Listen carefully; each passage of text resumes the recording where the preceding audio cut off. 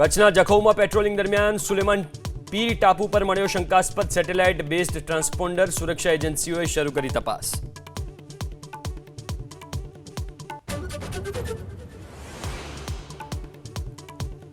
રાજકોટના 150 foot ring road સહિતના વિસ્તારમાં આરોગ્ય વિભાગના દરોડા. જૈન સ્વીટ નમકીનમાંથી 31 કિલો ખાદ્ય જથ્થાનો નાશ. 8 ધંધાર્થીઓને લાયસન્સ બાબતે અપાઈ સૂચના.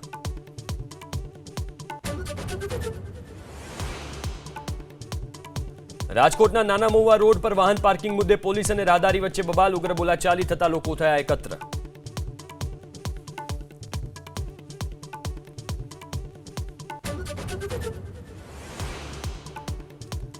ભાજપના એમએલએ કેતન ઇનામદારે ખોલી ભ્રષ્ટાચારની પોલ. પરધમપુરા ગામ પાસે 24 કરોડના ખર્ચે બનેલા બ્રિજના કામમાં ભ્રષ્ટાચારનો આરોપ. તિરાડો પડવાની સાથે રસ્તો પણ ઉખડી ગયો.